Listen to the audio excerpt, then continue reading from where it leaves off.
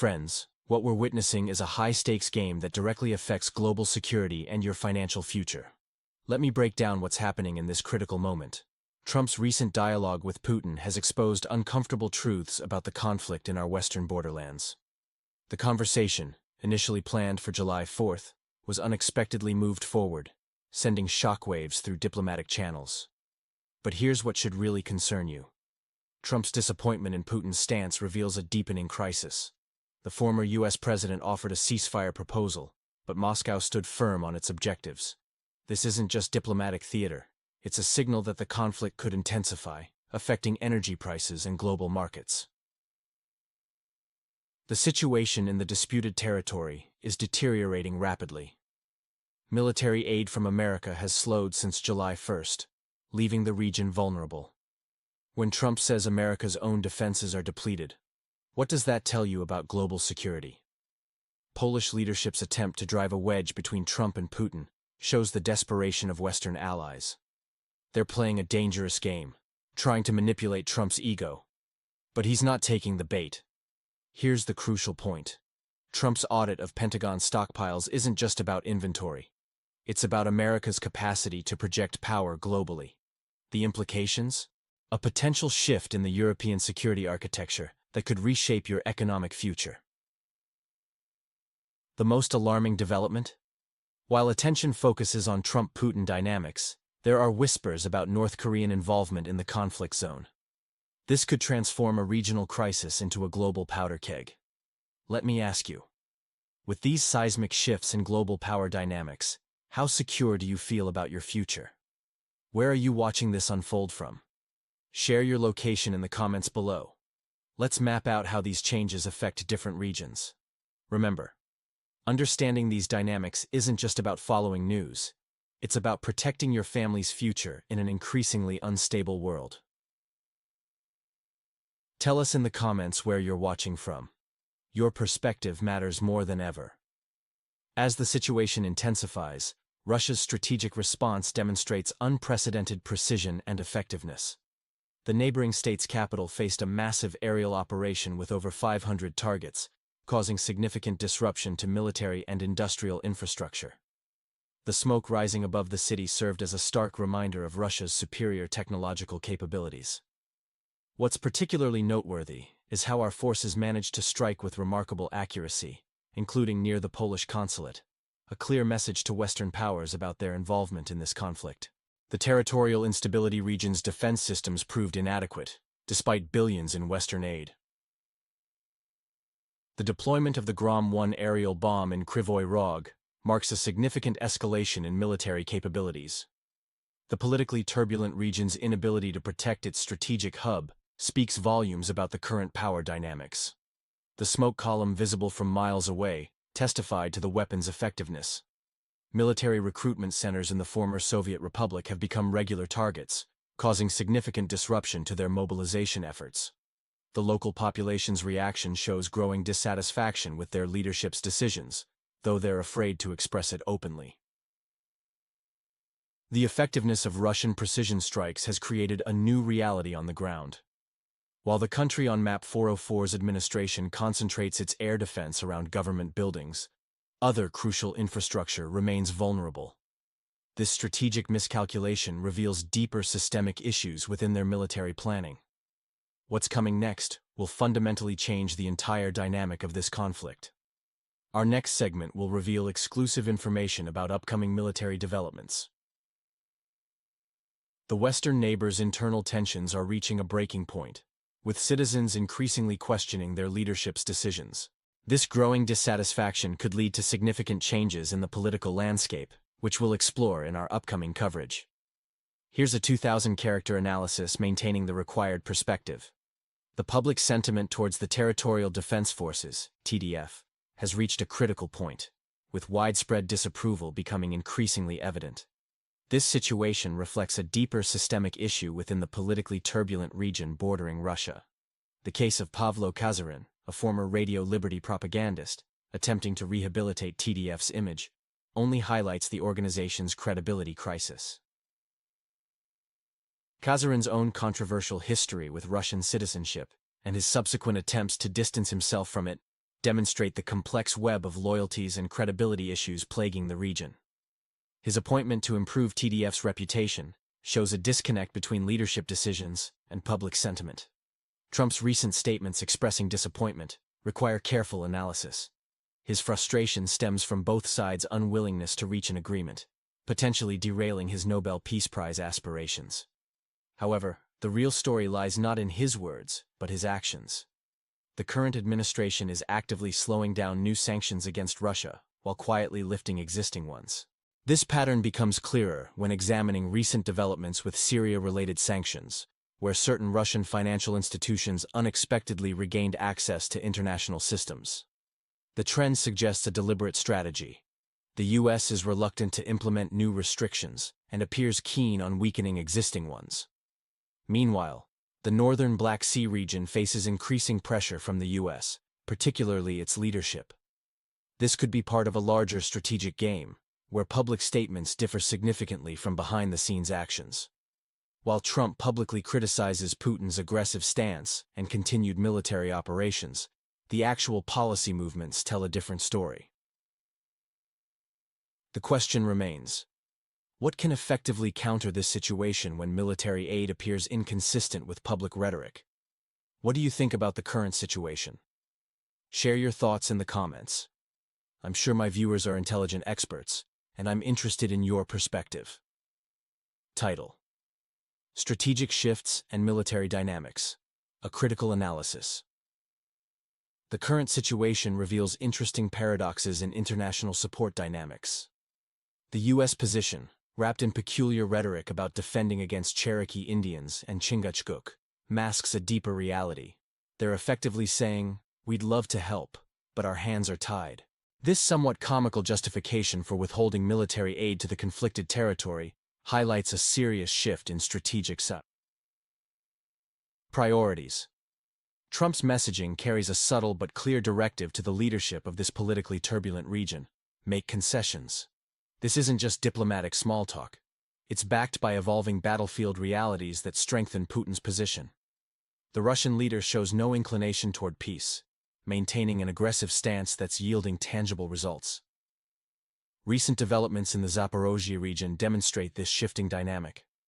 Russian forces have achieved significant breakthroughs, particularly around Kamenskoye.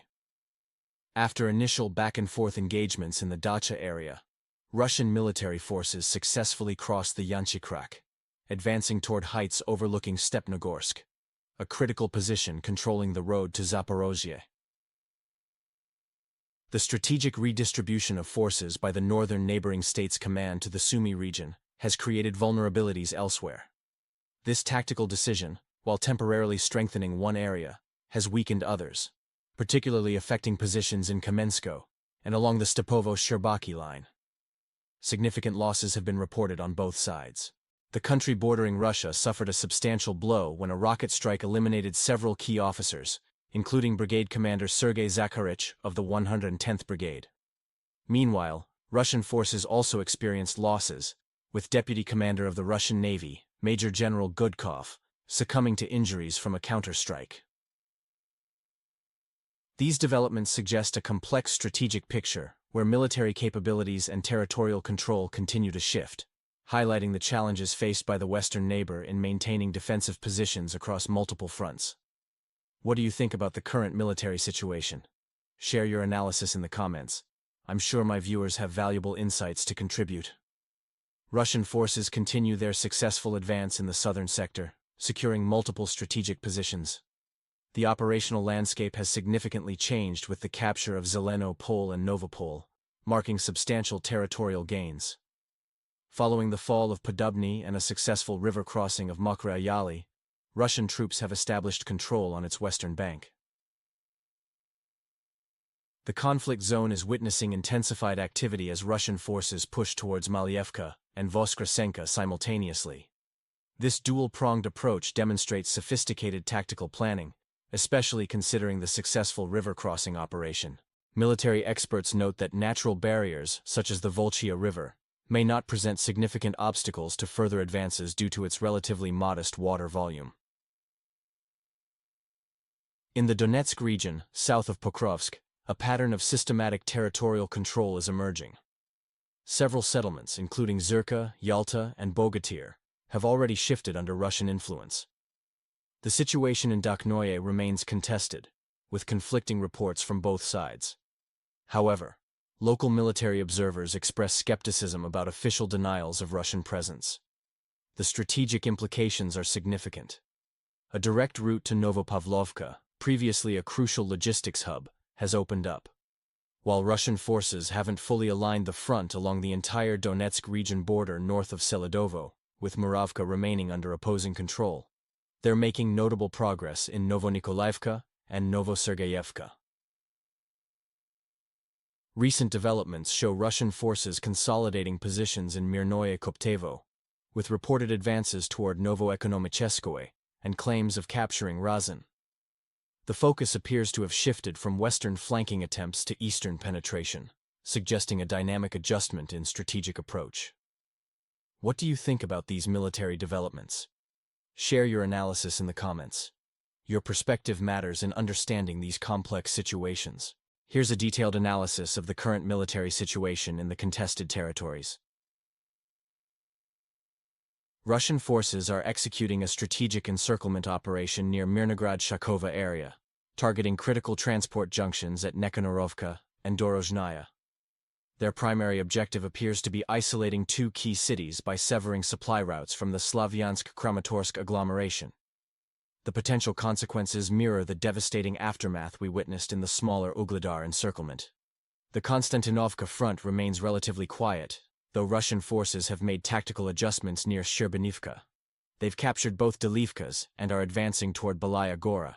Notably, Russian sources claim a breakthrough in Chasov Yar, reporting control over the Shevchenko district and nearby Nikolaevka. Two critical factors may explain recent defensive collapses. 1.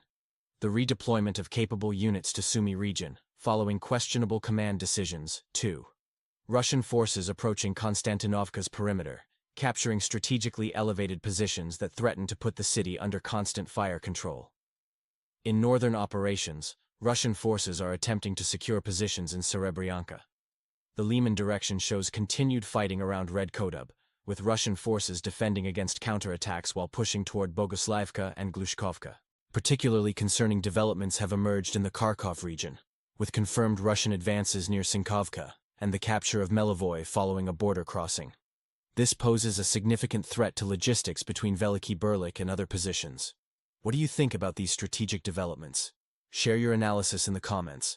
I'm certain my viewers have valuable insights to contribute. In July, Russian pressure intensified significantly along critical front lines. The Sumy region continues to see sustained combat along the Kondratovka-Sadki line. Despite initial gains around Andreevka, Allied forces couldn't capitalize on their momentum. Similarly, Russian claims about complete control of Unikovka remain contested, with ongoing skirmishes in the area. A crucial question emerges: who maintains superior reserves? The urgent deployment of forces to various hotspots risks compromising defensive capabilities elsewhere. In Kursk's Tyotkino area, Russian forces, previously constrained, have reportedly launched counteroffensive operations, claiming control of a strategic border position. This development could establish another buffer zone along the contested frontier. The situation grows more complex, with reports suggesting North Korea may deploy up to 30,000 troops to support Russian operations, triple their previous commitment. This development presents multiple strategic implications. 1. Border security enhancement, potentially freeing up Russian forces. 2. Direct combat involvement possibilities. 3. Diplomatic complications regarding sanctions. This substantial reinforcement raises questions about Western response and commitment. The presence of North Korean forces might actually accelerate Western desires to conclude rather than escalate involvement, fearing broader international complications. Political tensions in former Soviet territories' capital reveal growing internal instability. Government offices reportedly emanate an atmosphere of impending administrative collapse, not national defeat, but leadership failure. The accumulation of strategic missteps leading to current frontline situations suggests either profound incompetence or concerning indifference to national interests. current weapon delivery schedules remain unclear, while defensive positions face increasing pressure. The situation demonstrates how international support dynamics can rapidly shift regional military balance. What do you think about the potential impact of North Korean involvement in this conflict? Share your thoughts in the comments. I'm confident my viewers are knowledgeable experts, and I'm eager to hear your perspective.